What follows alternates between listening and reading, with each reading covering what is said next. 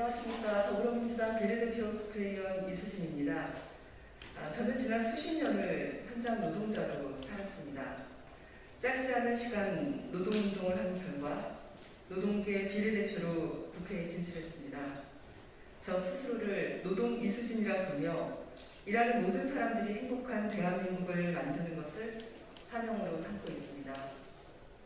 문재인 정부는 노동 존중을 핵심 가치로 하고 있습니다. 주 52시간 제한 노동 정착, 산재 고용보험 적용 확대, 공공부문 비정규직의 정규직화 등 여러 성과가 있었습니다. 이제 노동 존중 정책을 더 과감하고 성과적으로 이어나가야 합니다. 최근 국민의힘 대선 경선 후보들은 주 120시간 노동 유연화를 이야기하면서 문재인 정부의 소중한 성과조차 무너뜨리고 노동의 시계를 과거로 되돌리고자 하고 있습니다. 하지만 동시에 더불어민주당의 대통령 후보 경선 과정에서는 노동 의제가 실종되었다는 안타까운 평가가 있습니다. 오늘 제가 이 자리에 선 이유입니다. 저는 향후 5년이 대한민국 노동정책의 대전환이 가능하며 꼭 필요한 시기라고 판단합니다. 하여 오늘 대한민국의 대통령이 되고자 하는 모든 분들께 노동정책을 제안하고 이에 대해 진지하게 토론하기를 제안합니다. 첫째, 실질 정년이 65세가 되도록 고용을 연장해야 합니다. 대한민국은 출생률의 빠른 하락으로 세계에서 가장 급격한 인구 변동을 경험하고 있습니다.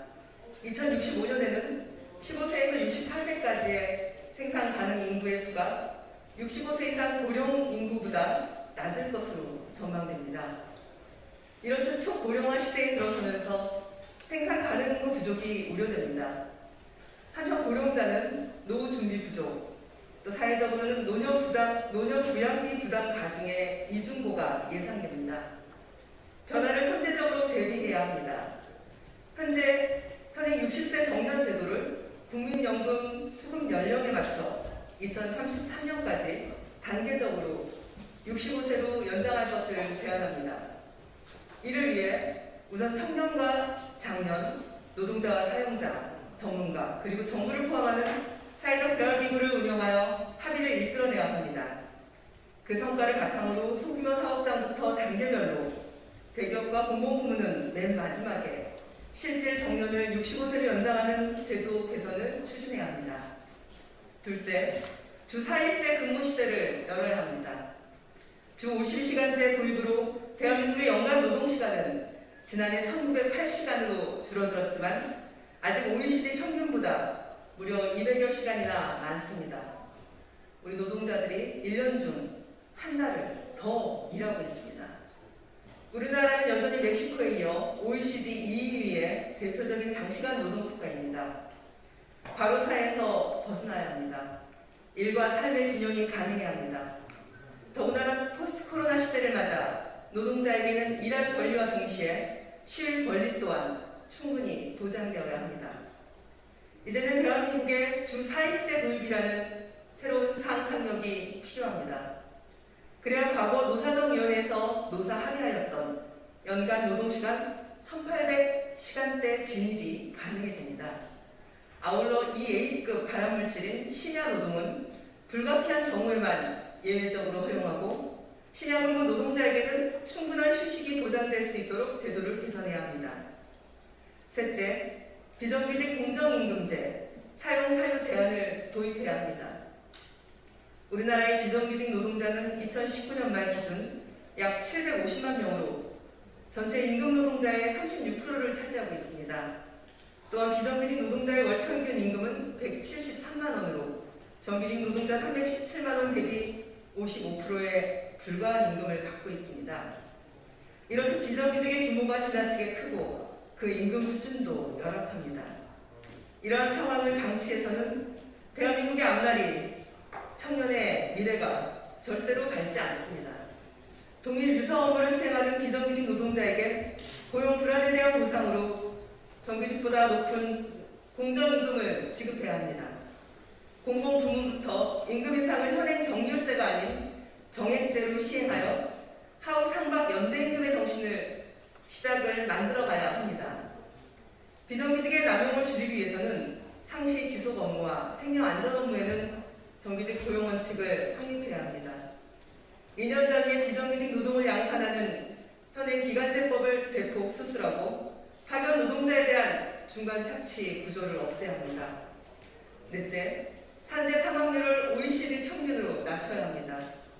우리나라는 한 해 평균 2천여 명의 노동자가 일터에서의 부상 또는 질병으로 소중한 목숨을 잃고 있습니다. 이렇듯 대한민국은 K방역계 선진국이지만 산업안전은 여전히 후진국입니다. 특히 대한민국에서 발생하고 있는 사망사고 중에는 추락, 끼임, 그리고 밀폐 공간에서의 질식 등 조금만 주의를 더 기울였더라면 충분히 예방할 수 있었던 후진적 사고가 대다수입니다. 내년 1월이면 중대재해처벌법이 시행됩니다. 이에 발맞춰 산업안전보건청을 신설하고 산업안전보건 분야 중앙부처 간 그리고 중앙부처와 지자체 간 거버넌스를 새롭게 하여 안전보건의 사각지대를 해소하고 감독과 예방 지원의 효과성을 높여야 합니다. 이를 위해 중앙 차원에서는 국무총리 주재로 고용노동부 등 유관부처가 총망라해서 참여하는 산업안전보건정책위원회 설치를 제안합니다. 중대재해처벌법의 사각지대도 빠르게 정리해야 합니다. 또한 산재 사망은 원청보다는 하청 비정규직 노동자들에게 발생 비율이 높은 만큼 이른바 위험의 외주화를 중단하기 위한 법 개정과 고소, 밀폐 공간 등 위험 작업에서의 2인 1조 원칙을 의무화하는 법 개정을 추진해야 합니다. 다섯째, 일하는 모든 사람을 위한 기본법을 제정해야 합니다. 현행 근로기준법은 노동관계 법령 중에서 근간이 되고 있지만 일하는 사람 모두를 포괄하기에는 그 한계가 명확합니다. 근로기준법상 근로자를 인정받기 위해서는 전통적인 사용 종속의 근로계약 관계가 성립되어야 합니다.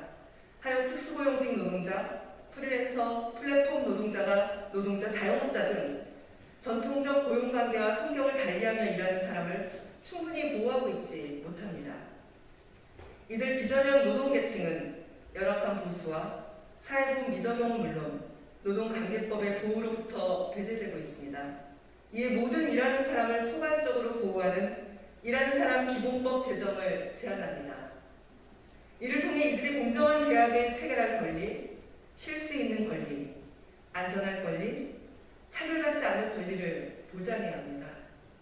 또한 고용보험, 산재보험 등 사회안전망을 통해 두텁게 보호받을 수 있도록 제도를 개선해야 합니다. 더 나아가 일터에서 병들거나 다치면 우선 산재보험에서 먼저 보상하는 안전사회를 만들어야 합니다.